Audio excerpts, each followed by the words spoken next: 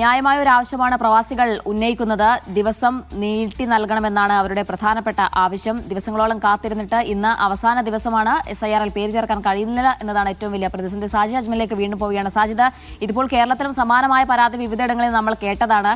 ഈ കുറഞ്ഞ സമയത്തിനുള്ളിൽ പേര് ചേർക്കുകയും വേണം, പക്ഷേ സാങ്കേതിക പ്രശ്നങ്ങൾ ഇങ്ങനെ തുടർക്കഥയാവുകയും ചെയ്യുന്നുണ്ട്. കമ്മീഷന്റെ ശ്രദ്ധയിൽപ്പെടുത്തിയിട്ടുള്ള കാര്യങ്ങൾ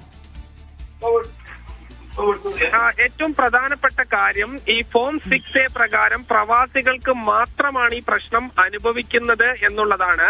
ഈ തെരഞ്ഞെടുപ്പ് കമ്മീഷനിലെ ഉദ്യോഗസ്ഥരുമായി നമ്മൾ സംസാരിക്കുമ്പോൾ അവർ പറയുന്നത് നിരവധി ആളുകൾ ഒന്നിച്ച് വെബ്സൈറ്റിൽ കയറുന്നത് കൊണ്ടുള്ള പ്രശ്നമാകാം എന്നുള്ളതാണ്. അങ്ങനെയാണെങ്കിൽ എല്ലാവർക്കും ഫോം 6 പ്രകാരം നാട്ടിൽ നിന്ന് പേര് ചേർക്കുന്ന ആളുകൾ, ഫോം 7 പ്രകാരം ഡിലീഷന് കൊടുക്കുന്ന ആളുകൾ, ഫോം 8 പ്രകാരം ഈ തിരുത്തലിന് കൊടുക്കുന്ന ആളുകൾക്കെല്ലാം ഈ പ്രശ്നം ഉണ്ടാകണം. അങ്ങനെ പ്രശ്നമില്ല, പ്രവാസികൾക്ക് മാത്രമാണ് ഈ പ്രശ്നം. ഈ സാങ്കേതിക പ്രശ്നമാണെങ്കിൽ ഈ വെബ്സൈറ്റിലേക്ക് കയറാൻ തന്നെ പ്രയാസം നേരിടും. ഇത് കയറുന്നതിന് പ്രശ്നമില്ല. ഇത് എല്ലാ അപേക്ഷയിലെ മുഴുവൻ കോളങ്ങളും പൂരിപ്പിച്ച ശേഷം അവസാനം ഇത് സബ്മിറ്റ് ചെയ്യുന്ന സമയത്താണ്, ഏറ്റവും അവസാന ഘട്ടത്തിലാണ് ഇത് റോങ് എന്ന് എഴുതി കാണിക്കുന്നത്. അതാണ് ഈ പ്രവാസികൾക്ക് ഏറ്റവും വലിയ സങ്കടകരമായ കാര്യം കൂടി. കാരണം ഓരോ പ്രവാസിയും സാധാരണ അവിടെ തൊഴിലെടുക്കുന്ന ആളുകളാണ്. അവർക്ക് ഈ മണിക്കൂറുകൾ വേണം. ഇത് അരമണിക്കൂറെങ്കിലും ഈ ചുരുങ്ങിയത് വേണം.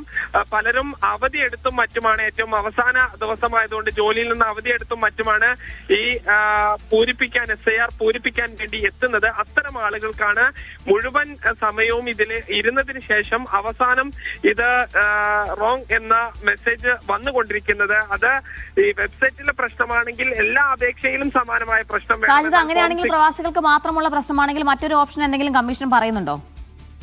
മറ്റൊരു സംവിധാനവുമല്ല. ഇതിൽ ഒറ്റ ഈ വെബ്സൈറ്റ് വഴി ചെയ്യുക എന്നല്ലാതെ മറ്റൊരു സംവിധാനമില്ല. അതിന്റെ സാങ്കേതിക തകരാറ് എന്താണ് എന്നുള്ളത് കണ്ടെത്തുകയും കമ്മീഷൻ കണ്ടെത്തുകയും അതിന് പരിഹാരം കാണുകയും വേണം. അല്ലാതെ മറ്റ് ഒരു സംവിധാനവുമില്ല. തെരഞ്ഞെടുപ്പ് കമ്മീഷന്റെ വെബ്സൈറ്റിൽ വഴിയല്ലാതെ മറ്റൊരു സംവിധാനവുമില്ല.